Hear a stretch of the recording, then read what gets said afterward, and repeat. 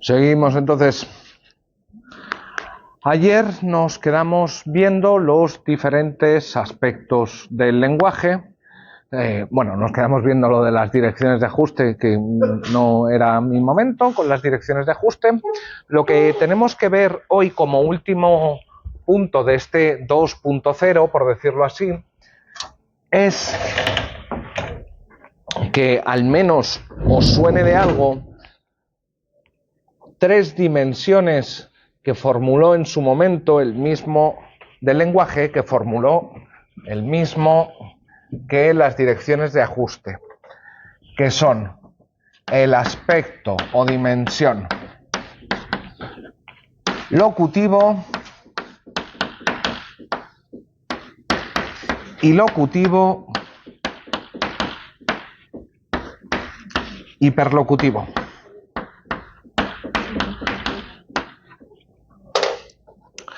Simplemente para que os suene. A ver, el primero, el aspecto locutivo,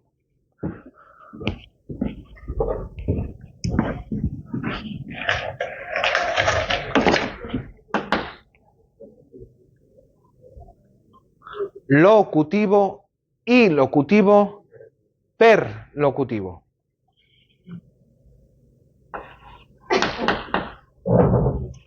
El primero hace referencia a lo que se dice, a cuáles son las palabras empleadas, ¿vale?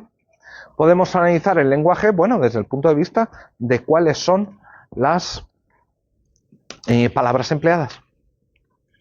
¿Qué signos lingüísticos estás usando en concreto? El segundo es el de las intenciones. ¿Qué pretendemos a través de un acto lingüístico? ¿Cuáles son nuestras intenciones? ¿Qué es lo que pretendemos hacer? ¿Vale?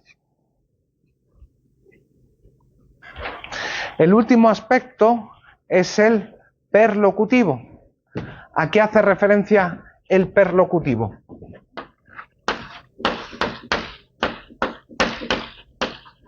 A los efectos que puede tener un acto lingüístico. Por ejemplo, yo puedo decir, yo qué sé,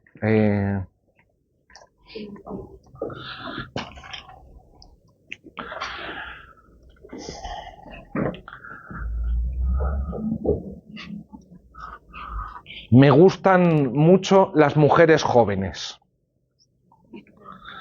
Alguien puede analizar qué es lo que cuáles son las palabras que estoy usando. Pero una cosa son cuáles son mis intenciones, qué es lo que pretendo yo diciendo esto. Y otra cosa muy diferente es el efecto que voy a conseguir pronunciando semejantes palabras. Puede que mis intenciones sean, yo qué sé, ponerlo de ejemplo o hacerme el simpático o hacerme el gracioso, y el efecto que termine produciendo es justo el contrario, ¿vale? Dentro del aspecto perlocutivo es donde tenemos que meter lo que hablamos ayer o lo que dijimos ayer de los actos lingüísticos realizativos o, en los términos de Searle, performativos.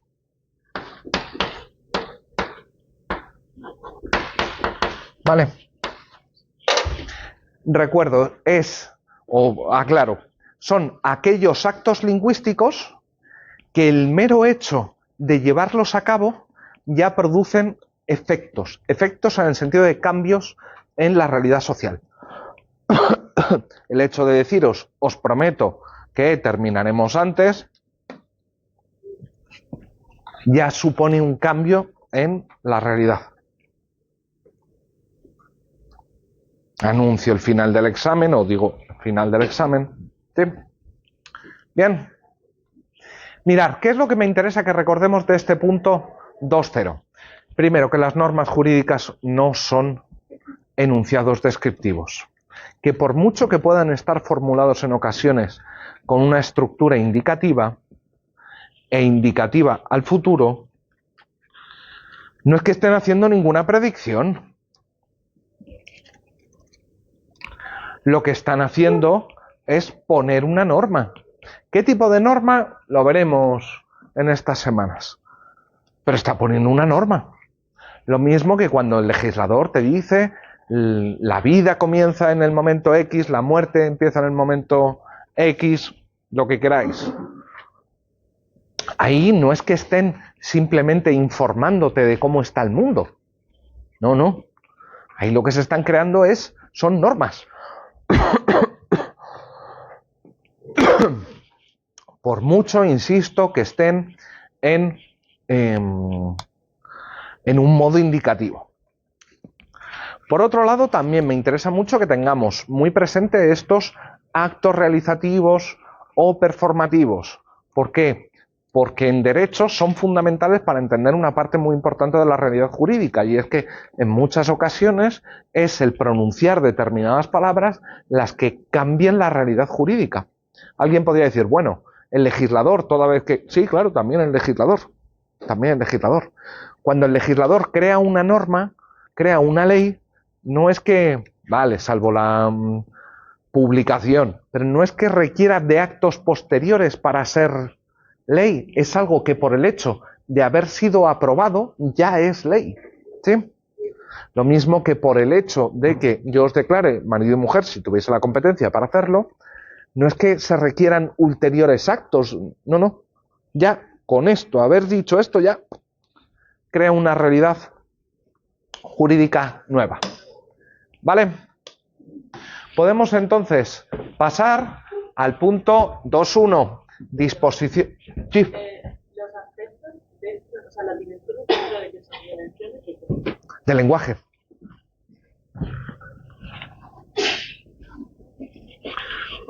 Podemos pasar entonces al punto 2.1. Disposiciones y normas. Mirar,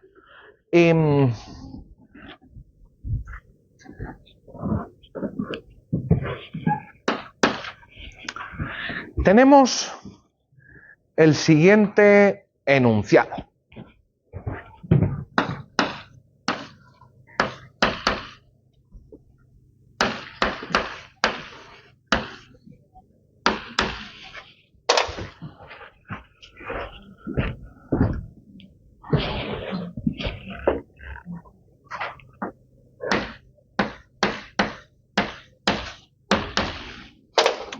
Prohibido fumar en clase. ¿Alguien me puede decir cuál es el significado de este enunciado? Que no se puede fumar en clase, obligatorio no fumar en clase, ¿alguien podría decir? Sobre esto, o sea, es claro cuál es el significado. ¿Cómo era tu nombre? Laura. Laura, ¿qué has hecho para averiguar el significado de esto? ¿Solo en el verbo prohibido? De hecho, ahí no pone ni siquiera el verbo prohibido. Pone un símbolo.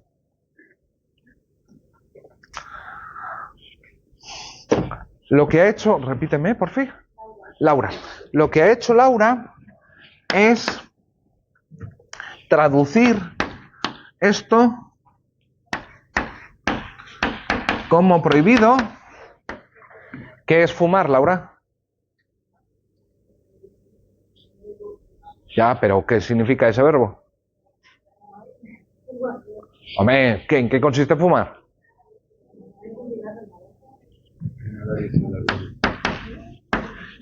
Inhalar y exhalar humo.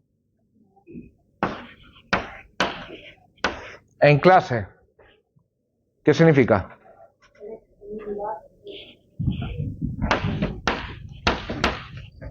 En un lugar. Vale. Podríamos decir en un lugar.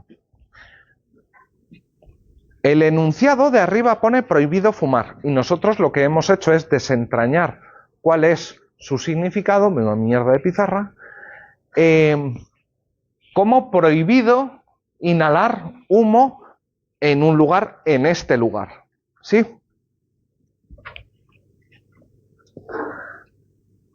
Pregunta. Entonces, si estamos en una clase virtual, yo puedo fumar. ¿Qué clase no te refieres al espacio de tu aula en cuanto a la y también al tiempo, yo creo? Durante una clase online y tú te estás conectando desde tu casa, desde tu salón, claro, ahí tú puedes fumar. Pues parecen algunas alumnos lo hacían. Y los profesores le decían que no lo hicieran, y a mí me parece que con razón.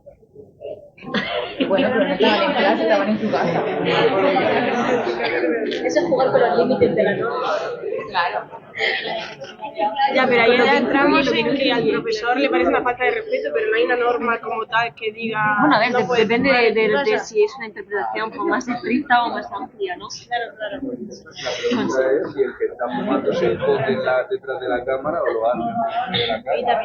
Y entonces sabe que la prohibición es en ese tiempo en el que está la clase. O sea, También puede decidir desafiar la norma y fumar directamente, sabiendo que está prohibido.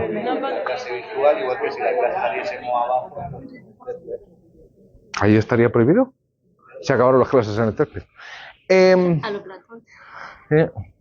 No, a los Platón créeme que no es buena idea. Mirar, una tonterita de enunciado. Prohibido fumar en clase. Simplón, facilón. Y casi os apuñaláis. O sea, ha sido lo último que os ha faltado. ¿Por qué os habéis apuñalado? Os habéis apuñalado por la finalidad, la interpretación, más bien por el significado del enunciado. Así que,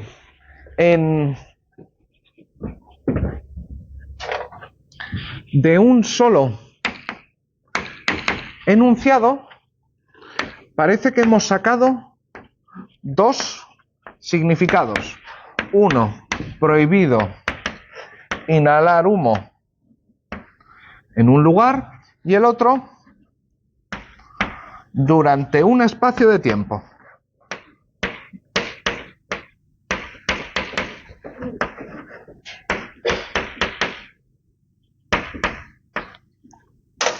Por cierto, si se diese el caso, a mí me da igual que fumen en una clase virtual.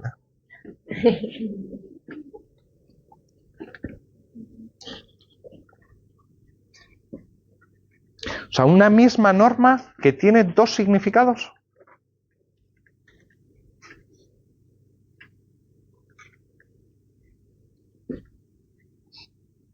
Pregunto, ¿esto es una norma con dos significados? Pues depende de la interpretación que haga cada uno. Ya, pero si hay dos interpretaciones, ¿qué tenemos? Si tiene varias interpretaciones, tendrá que ser significado. Vale, y si tenemos varios significados, ¿no parecerá que esto en realidad, significado 1 y significado 2, no son dos normas diferentes? Bueno, por favor, atentos que esto es clave fundamental del curso. Si no entendemos este punto, el resto vais a estar más perdidos que carracuca. Si esto tiene dos significados y parece que estos significados son dos normas diferentes, entonces el enunciado no es la norma. La norma son los significados. ¿Por qué esto es importante? Ay, ya. Digamos que es importante por varias razones. En primer lugar, porque nos viene a decir algo sobre qué son las normas.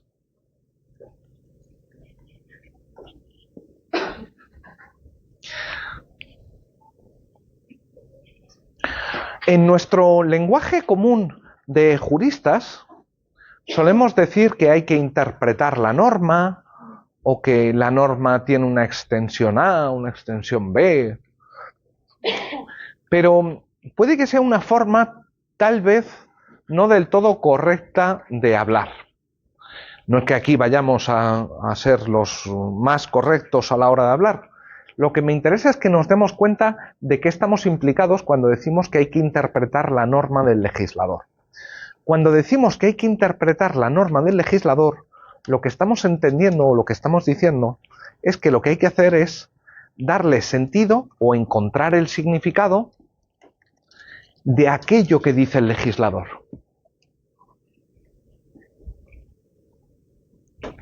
Pero si aquello que dice el legislador, el enunciado E1, puede tener diferentes significados y nos parece que cada uno de los significados es en sí mismo una norma diferente, ¿cuál va a ser el resultado?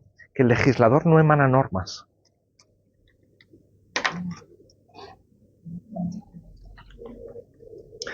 Yo les aconsejo escribir menos y pensar más. Lo que les estoy diciendo es que el legislador no crea normas, crea o disposiciones, enunciados o disposiciones, pero que las normas es algo que nos encontramos no cuando vemos la norma, sino cuando tratamos de darle sentido al texto, cuando tratamos de averiguar su significado.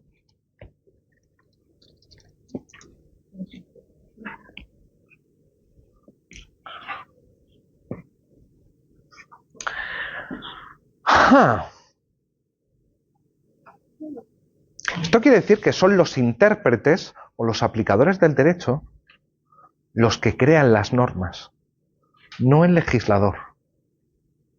Porque sería no el que pone el enunciado, sino el que decide si significa N1 o N2, el que crea la norma.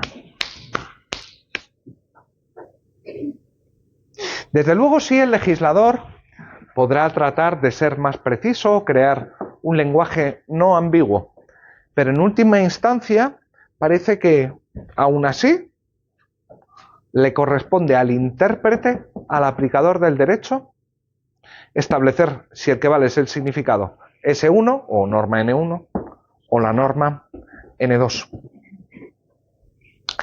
Esto nos trae algunas ventajas, algunas importantes ventajas, como por ejemplo poder entender cómo es posible que el derecho evolucione. A que seguro que os han hablado alguna vez de que el derecho debe evolucionar, adaptarse a los tiempos.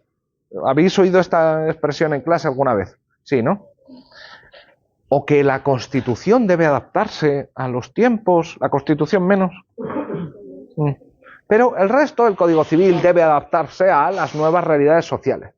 ¿Esto qué significa? ¿Que va a llegar el legislador y se va a poner a cambiar el Código Civil? ¿Es a esto a lo que se refieren vuestros profesores cuando dicen que el derecho debe adaptarse a los nuevos tiempos? A ver, una cosa. Perdón, de una en una. No. Mariluz. Quiero decir que un poco sí, porque por ejemplo antes no se tenía tan en cuenta la regulación sobre los animales y ahora sí. Y por ejemplo en el artículo 648 que se regula la propiedad, antes no se hablaba de animales y ahora sí. Entonces el legislador también hace cosas. Sí, yo no digo que el legislador no haga cosas, pero que cuando se suele afirmar que el derecho debe adaptarse a las nuevas circunstancias sociales, no se está haciendo referencia a que el legislador... ¿Se está haciendo referencia a qué? A la interpretación que le damos. A que la aplicamos. A que cambiemos el significado a los textos.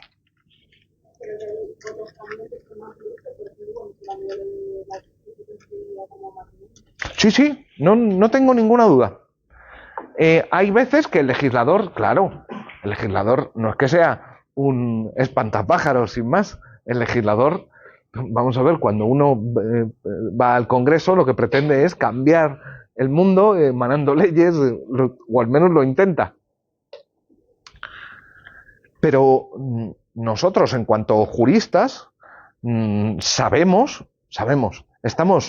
tenemos los oídos barnizados con la expresión la natural flexibilidad del derecho, la natural evolución del derecho, que no hace referencia al legislador.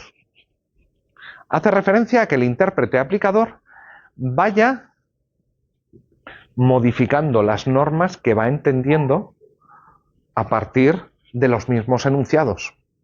Interpretación evolutiva, sí, bueno, interpretación evolutiva.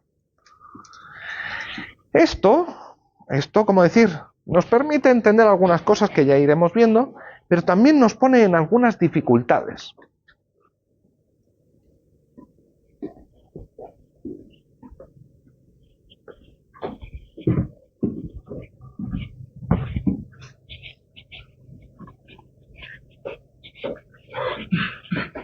Ya les digo que esta no es la que les estoy contando, no es una buena opción, pero hay otras que son mucho peores.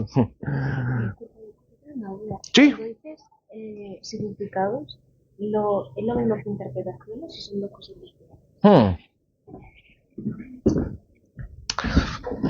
Recordemos una cosa fácil o sabida de lingüística general. Tenemos las palabras,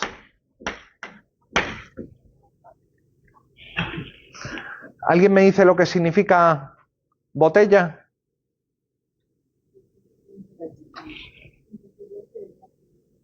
Bueno, de plástico. Un recipiente para contener líquidos, ¿vale? Lo que ha hecho era Laura. Recipiente, contener líquidos. Lo que ha hecho Laura es, cuando a mi pregunta, ¿qué significa botella? El fragmento lingüístico botella, lo que ha hecho ha sido decirme cuáles son las condiciones de uso correcto de la palabra botella. Si yo digo, voy a usar la botella para apagar, yo os digo, la botella para apagar el me diréis, uy, ¿qué pasa ahí? No está usando la palabra botella de manera correcta, no, ese no es el significado de la palabra botella. Pero otra cosa que podría haber hecho Laura es, en lugar de decirme cuáles son las condiciones de uso correcto del término botella, podría haber dicho, esto es una botella. Señalar, pues eso, una botellica. Si escribo mal, dibujo mucho peor. Uy, si parece que ha salido algo decente. Para un niño de 2 años, decente, por lo menos. ¿Sí? A esto lo llamamos el referente o la referencia. A esto se le llama sentido o significado. Pero ojo, que hay unos pocos autores que no vamos a ver que dicen que la suma de estas dos cosas, esto sería el significado, ¿vale?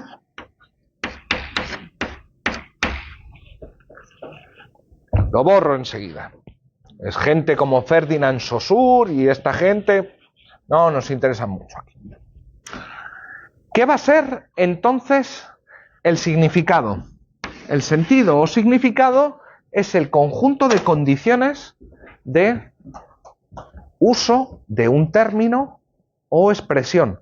Cuando yo os pregunto cuál es el significado de prohibido fumar en clase, lo que os estoy pidiendo es que me explicitéis cuáles son las reglas de uso correcto de este enunciado. Y por eso os decía, encenderme un pitillo aquí sería claramente un caso en el que la norma sería aplicada, o sería aplicable, perdón.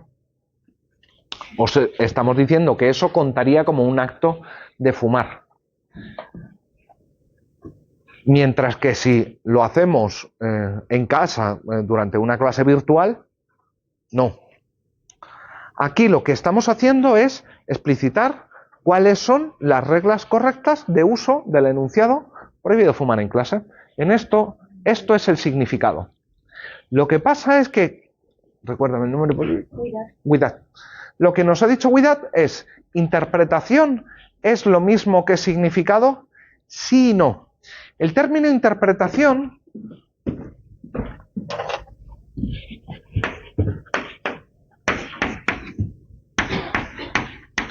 como veremos en su momento,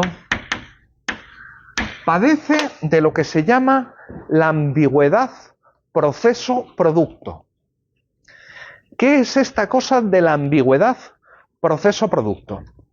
La ambigüedad proceso-producto es que llamamos interpretación tanto al proceso de atribuir significado, de utilizar las reglas lingüísticas del español para dar significado a esa operación mental que llevamos a toda velocidad. Esto sería el proceso.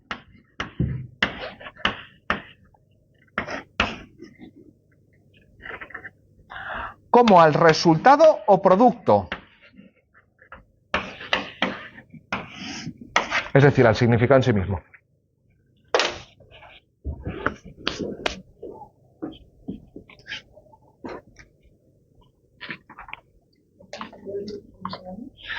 ¿Se puede utilizar como sinónimo? Por poder puedes. ¿Que es aconsejable? Y ya. Cuidado.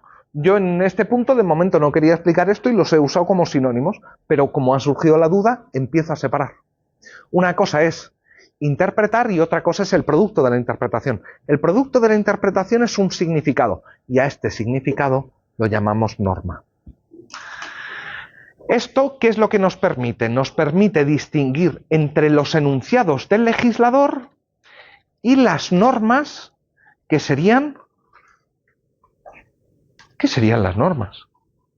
El significado de la legislación. Ya, ¿y un significado qué tipo de entidad es? Porque mirad, el enunciado prohibido fumar, tengo claro que es un enunciado lingüístico. Pero ¿y un significado? Yo puedo escribir un enunciado que refleje un significado. ¿Sí? Varios, de hecho, si tengo expresiones sinónimas. Pero el significado en sí, ¿qué tipo de cosa es? Yo estoy seguro de que han visto muchas veces enunciados.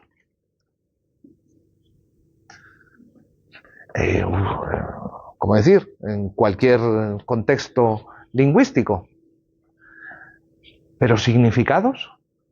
Alguien podría pensar, bueno, el diccionario lo que contiene son los significados de las palabras. ¿Seguro? Mirad, en un diccionario lo que nos encontramos es algo así como lo siguiente. Pongamos que lo que queremos es el significado de la palabra referencia. ¿Y qué es lo que tienes? Acepción 1 que te dice el objeto designado.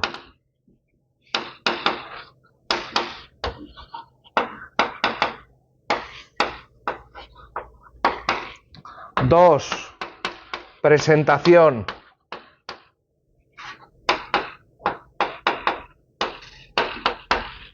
3, localización. Estas 3 cosas podemos entender por referencia. ¿Sí?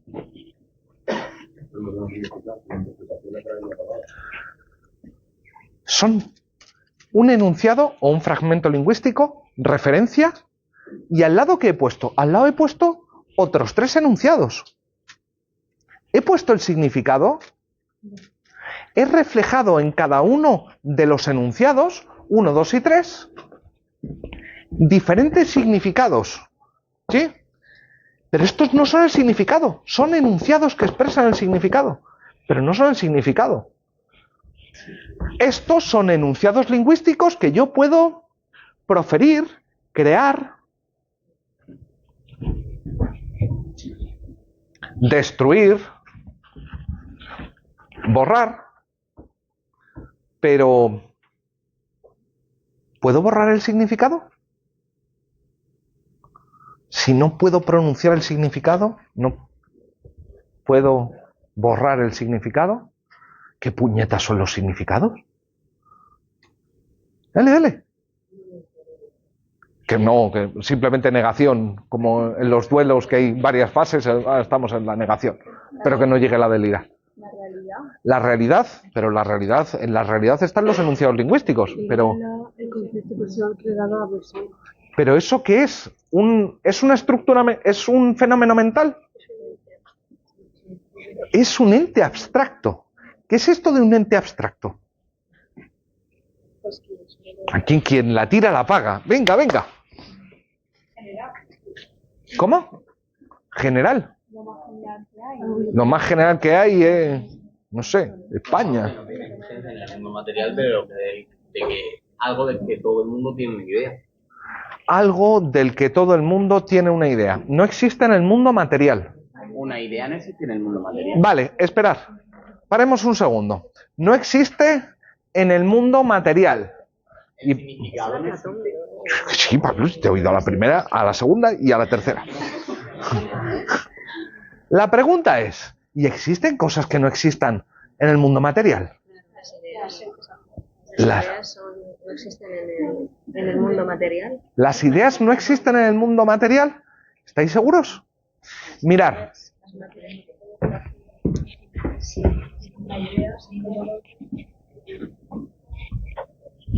Como decís, cosas que pueden hacer enfadar a algunas personas, no a mí, pero algunas personas. Os voy a hablar de un tipo llamado Karl Popper. ¿Alguien sabe quién era Popper? La teoría de la falsación. Sí, el de la falsación también. No es que fuese el inventor de la droga sexual, ¿no? Que he visto muchas risas muy rápido. ¿Alguien sabe quién era Popper? Aparte de... Tengo unos amigos, unos profesores de filosofía del derecho, un catedrático ya mayor que decidió llamar a su perro Popper y claro, es un espectáculo porque lo va llamando por la calle Popper, Popper. Y además viven cerca de una playa nudista y claro, es un espectáculo. Popper, Popper, al abuelito. En fin. Karl Popper es un filósofo austriaco, filósofo puro del siglo pasado, del XX, el padre del falsacionismo, que decía que para considerar una tesis como científica, no correcta, sino científica, lo que tenemos que hacer es ver si es falsable, si puedo de algún modo presentar hechos que contrasten la teoría y nos obliguen a rechazar la teoría. Esto lo decía Popper porque en su época se vio obligado a estudiar el marxismo teórico, y en el marxismo teórico tiene un gran vicio, y es que cualquier hecho que tú le presentes a un marxista, vale también para los conspiranoicos, vale para un montón de gente, para los ultraliberales también vale para mucha gente. Son capaces de explicar cualquier hecho. Cualquier hecho es absorbido por la teoría. Dicen, no, mira, que es que en Alemania no se produjo, que era donde decías, no se produjo la revolución. Es porque la clase burguesa consiguió imponerse.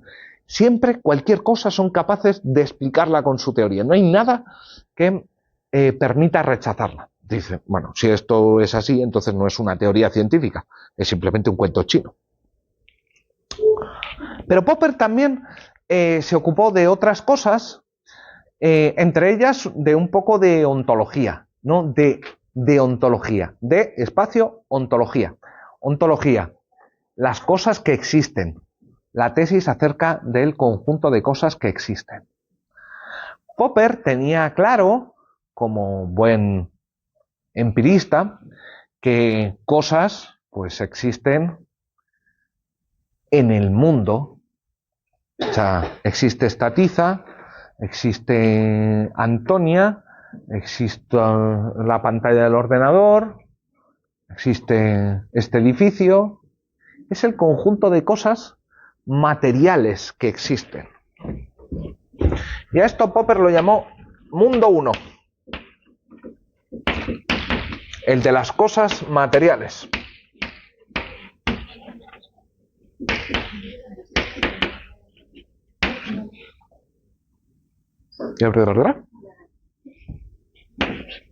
Pero yo sé que a muchos os encanta el mundo de las ideas. Así, muy platónicos todos. Muy platónicos. Perdón, si admitimos que existen cosas que no son entidades que tengan extensión, que tengan referencia, que las pueda tocar, ¿por qué no admites la existencia, yo qué sé, de brujas, gamusinos, no sé, ese tipo de... Empíricamente no existe. Empíricamente no existen y las ideas sí. Ah, bueno, qué majo. O sea, entonces no existe algo así como las ideas diferente de los enunciados. Por tanto, solo existen los enunciados. Cuidado que estamos ante, ¿cómo decir?, una cama de Procusto. Como estiremos de un lado, se rompe por un lado. Y como sea por el otro, nos cortan a pedazos. Existen como idea, como concepto, pero no existen como realidad material. A ver, lo que sostiene Popper es que la mayoría de cosas que llamamos ideas, en realidad, si uno adopta un punto de vista empirista o naturalista, son perfectamente reducibles a cosas que pasan en nuestras cabezas.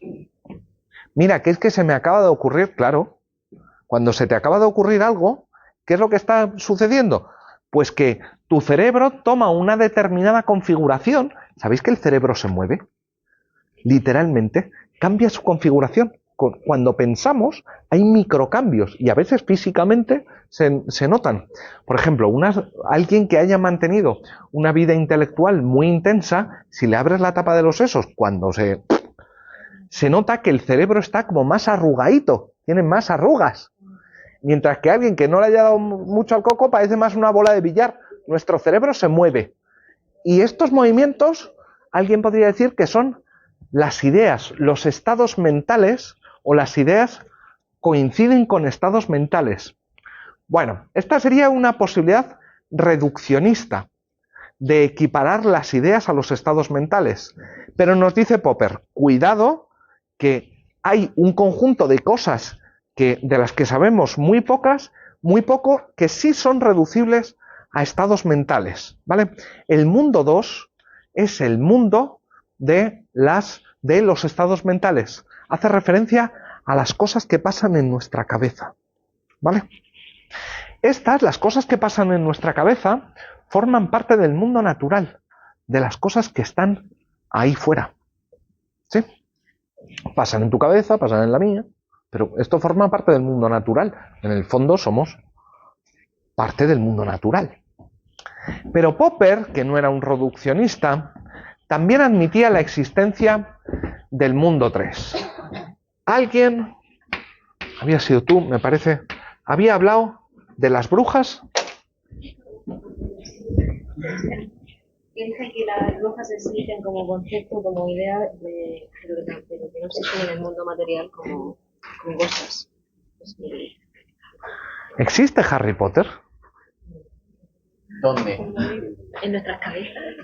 El libro y existe el personaje del libro, pero no es una persona real. Está el actor. Harry Potter. No, el actor no los textos sobre Harry Potter. Es una idea. El personaje. ¿Podemos decir que existe?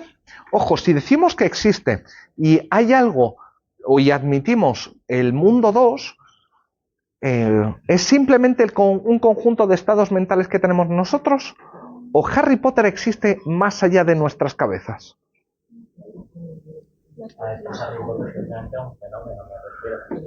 Bueno, el personaje que quieres.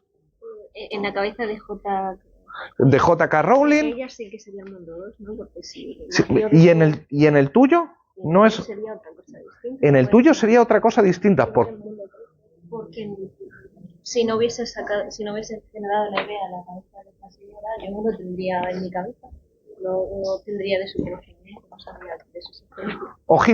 Ojito, repíteme el nombre. Cuidado. Lo que está diciendo Cuidado. Pongamos que la palmamos todos, morimos todos. La Rowling y todo aquel que recuerde a la Rowling y a Harry Potter. Lo que me está diciendo Widad es que, más allá de que la Rowling muera, nosotros muramos, desaparezcan todas las copias del libro, ¿Harry no sobrevive? Cuidado, si es una idea, pareciera que nos sobrevive. ¿Por qué? Porque decimos, no es reducible, tú misma me acabas de decir, que no es reducible a una serie de estados mentales, ni tuyo, ni mío, ni de la Rowling, porque ¿cómo habría pasado de la cabeza de J.K. Rowling a mi cabeza? Y decimos que la idea es la misma. Entonces, si, ¿cómo decir? Es algo que se puede transmitir por el aire, como las ondas sonoras o las de televisión. Entonces Harry nos va a sobrevivir a todos, el Quijote nos va a sobrevivir a todos, incluso aunque desaparezca la humanidad. ¡Wow! Esto es atrevido, lo que estoy diciendo. Es muy atrevido. Es muy atrevido porque, claro, aquí la Facultad de Derecho de Murcia tiene todavía emérito un grandísimo catedrático de filosofía del derecho. Un tipo, joder, listo de cojones. Muy, muy, muy, muy bueno. Y si me oyese en este momento, cogería un bate de béisbol y me lo plantaría en los dientes a gran velocidad. Me diría, ¿pero qué puñetas estás diciendo, Álvaro? O sea, a ver, ¿cómo admites la existencia de más cosas que aquellas que puedes tocar, sentir, fotografiar? Venga, el átomo o el bosón de Higgs. No es que puedo ir a tocar y a oler el bosón de Higgs, pero sí lo puedo comprobar empíricamente. ¿Cómo te atreves a aceptar otras cosas? O sea, otras cosas que no sean las que tienen algún tipo de referencia. ¿Por qué? Porque después no es que tenga que aceptar la existencia de Dios, eso es lo de menos. De los ovnis, de los fantasmas, de las meigas, del duendecito del que hablaba Descartes, ¿de qué? Del gallifante. Del gallifante, que no sé lo que es el gallifante, pero también admitimos la existencia del gallifante. ¿Por qué sí Harry y no el gallifante? Y claro, esto parece poco riguroso. Parece muy poco riguroso porque estamos dispuestos a admitir cualquier cosa. Mirad, estas son dos tesis contrapuestas, tranquilos que lo recuperaremos la semana pasada, acerca de, o esto se ve reflejado en dos posiciones antitéticas respecto de qué son las normas. Para mí, y quienes suscribimos la distinción entre disposiciones y normas, los textos, las disposiciones, los enunciados del legislador no son lo mismo que las normas. ¿Por qué? Porque sabemos que las normas van cambiando conservándose los textos, porque la interpretación evoluciona o la cambia o involuciona, como lo queráis decir.